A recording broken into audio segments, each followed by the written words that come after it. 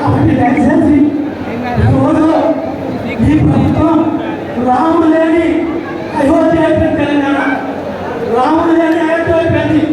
రాక్షసులు పాలించే కూడా తెలంగాణ ఆ విధంగా ఈరోజు కాంగ్రెస్ ప్రభుత్వం వ్యవహరిస్తున్నారు.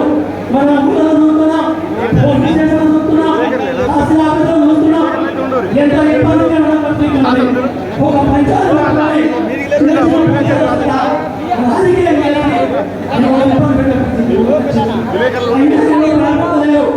ఆ రోజు కాంగ్రెస్ పార్టీ ఇచ్చినటువంటి వాగ్దానాలు నమ్మి ప్రభుత్వానికి ఓట్లను ఎదగెక్కితే ఈరోజు ప్రజల సంక్షేమాలని మర్చిపోయిన పరిస్థితులే. కాబట్టి ఇప్పుడు మళ్ళీ కేసీఆర్ రావాలి, మన కేసీఆర్ ముఖ్యమంత్రి కావాలని రైతులు కానీ అనేక వర్గాల ప్రజలు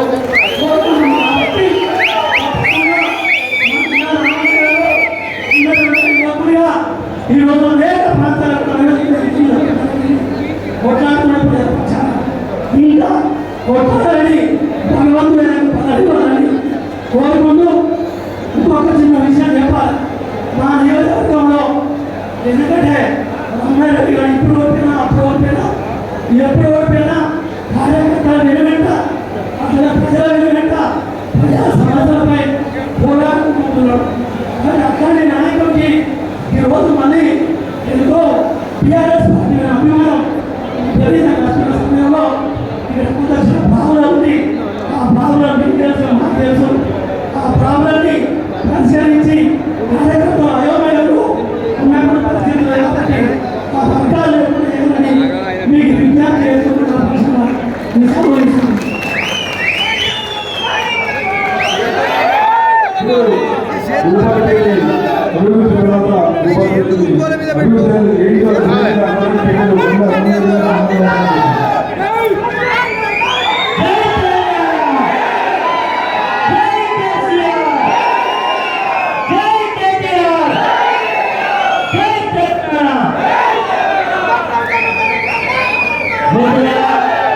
ఈరోజు మన ప్రియతమ నాయకుడు, యువ నాయకుడు, మన పార్టీ కార్యనిర్వాహక అధ్యక్షుడు కల్వకుంట్ల తారక రామారావు గారు ఆనాడు మంత్రిగా ఈ మండలంలో కస్తూరిబా గాంధీ పాఠశాల ప్రారంభోత్సవానికి రావాల్సి ఉన్నా కొన్ని అనివార్య కారణాల వల్ల రాలేకపోయినా ఈరోజు మన కార్యకర్త, మన నాయకుడు, వారి యొక్క తండ్రి చనిపోయి సంవత్సర కాలం అవుతున్నది. శ్రీ గుడారి కొండయ్య గారి యొక్క సంవత్సరీకానికి వచ్చి ఆ విగ్రహ ప్రతిష్ట మీ చేతుల మీదుగా నడవాలని రావాలని అడగగానే పెద్ద మనసుతో వచ్చి కార్యకర్తలు అండగా నేనున్నానని చెప్పడానికి వారికి ప్రత్యేకమైనటువంటి కృతజ్ఞతలు. ఈ కార్యక్రమంలో మరి వరంగల్ ఉమ్మడి వరంగల్ జిల్లాకు సంబంధించినటువంటి మన జిల్లాకు మంత్రిగా మన నియోజకవర్గానికి ఇన్ఛార్జ్ మంత్రిగా పనిచేసినటువంటి సీనియర్ నాయకురాలు శ్రీమతి సత్యవతి రాథోడ్ గారు, అదేవిధంగా మన లోకల్ బాడీ ఎమ్మెల్సీ మన పక్క గ్రామాల నుంచే మన ప్రాంత పరిధిలోకి ఉన్నటువంటి మన పోటపల్లి సీనన్న, అదేవిధంగా నందపల్లి నరేంద్ర గారు వరంగల్ మాజీ శాసనసభ్యులు, మన జిల్లా పరిషత్ మాజీ చైర్మన్ శ్రీమతి శ్రీగంధి గారు, మన పార్టీ అధ్యక్షురాలు జిల్లా పరిషత్ మాజీ చైర్మన్ శ్రీమతి జ్యోతి గారు, మాజీ ఉప ముఖ్యమంత్రి గన్పూర్ మాజీ శాసనసభ్యులు శ్రీ రాజయ్య గారు, అదేవిధంగా మాజీ శాసనసభ్యులు మాజీ జిల్లా పరిషత్ చైర్మన్ శ్రీ పుట్ట మధు గారు, అదేవిధంగా మొన్న శాసనసభలో మరి చీఫ్ విప్గా శాసనసభ్యుడిగా గెలిచినటువంటి మిత్రుడు దాస్య విజయభాస్కర్ గారు, తెలంగాణ ఉద్యమం మొదలుపెట్టి నాటి కూడా పార్టీకి వెన్నెండుగా ఉండి అనేక సందర్భాలలో తెలంగాణ ఉద్యమాన్ని ప్రతి వారకు ప్రతి దగ్గర తీసుకెళ్ళినటువంటి ఉద్యమకారులు నా ప్రియమిత్రుడు మాజీ శాసనసభ్యుడు శ్రీ సురేష్ రెడ్డి గారు, అదేవిధంగా మిత్రుడు రాకేష్ రెడ్డి గారు, అదేవిధంగా మిత్రుడు రాజదేవ్ రెడ్డి గారు, అదేవిధంగా మిత్రుడు రైతు విమోచన సమితి మన చైర్మన్ ఇక్కడి నుంచి మాజీ డిప్యూటీ సభ్యులు శ్రీ నాగల వెంకయ్య గారు, ఇంకా వేదిక అధినేత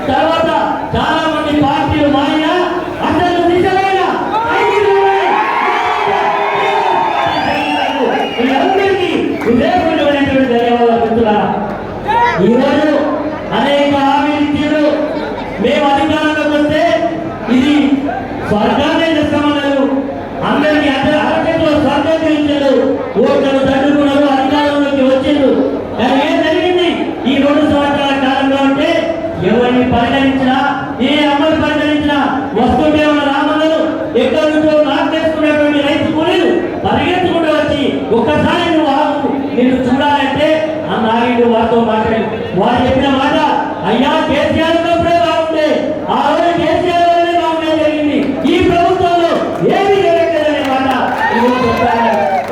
ఈరోజు ఏ రైతులు పరిగణించినా, ఏ రైతు కూలీలు పరిగణించినా ఏమున్నది?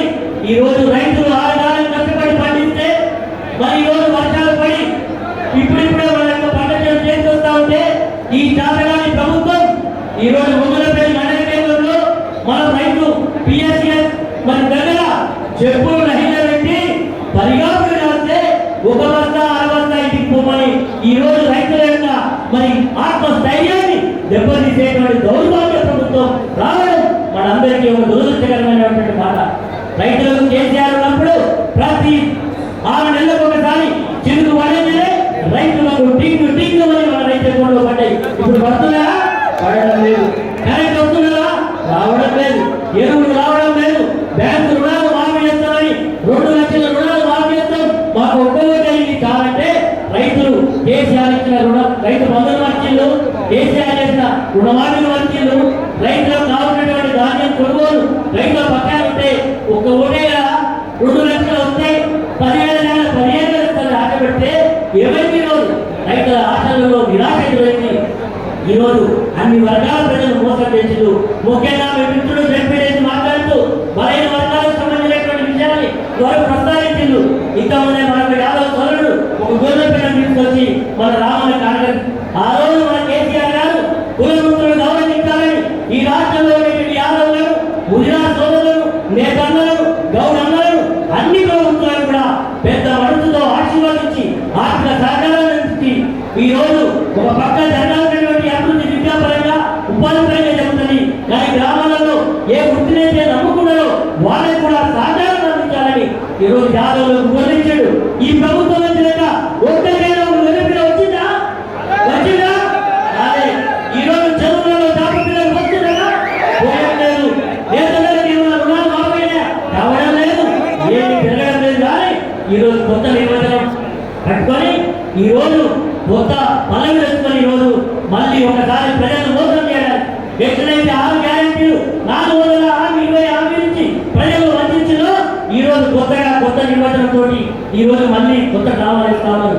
కాబట్టి మిత్రులారా, ఈరోజు మన నియోజకవర్గంలో నేను కూడా 2 పర్యాయ శాసనసభ్యుడిగా ఉన్నా, ఎమ్మెల్సీగా ఉన్నా, ఏ హోదాలో ఉన్నా అందరినీ అన్నగా, తమ్ముడిగా, బిడ్డగా ఎంత ఎత్తు వచ్చినా ఒడిగి ఉన్నాయని ఇప్పుడు వచ్చిన వాళ్ళు ఎవరు ఎమ్మెల్యే కానట్టు, ఇక్కడ ఏది మొట్టమొదటిసారి అయినట్టు ఈరోజు టీఆర్ఎస్ పార్టీ కార్యకర్తలను వేధిస్తా ఉన్నారు. ఈరోజు ఇసుక డాక్టర్లు ఇసుక మాఫియా నడుస్తున్నది, విచ్చలవిడిగా అధికార దుర్వినియోగం నడుస్తా ఉన్నది, పోలీసులు పెట్టి రాజ్య వేగంగా చూస్తా ఉన్నారు. కానీ ఒకటి మాత్రం చెప్తా ఉన్నాం, ఎలాంటి బెదిరింపులకు ఎలాంటి మరి ప్రలోభాలకు ఈ ప్రజలు మరి నిలబడరు.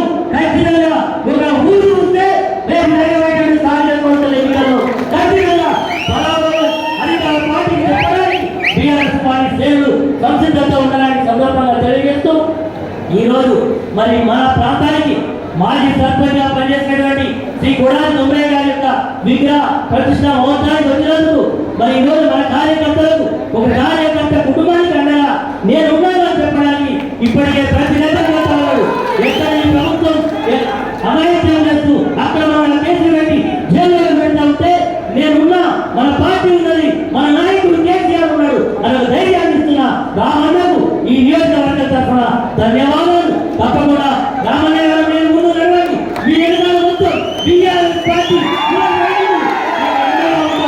మీరు తప్పకుండా మీరు చెప్పిన మాట ప్రకారం ఎప్పుడు ఎన్నికలు జరిగినా రాబోయేది ఖచ్చితంగా మన ప్రభుత్వమే. ఇంతకుముందు మిత్రుడు చెప్పినట్టు ఈరోజు రాముడు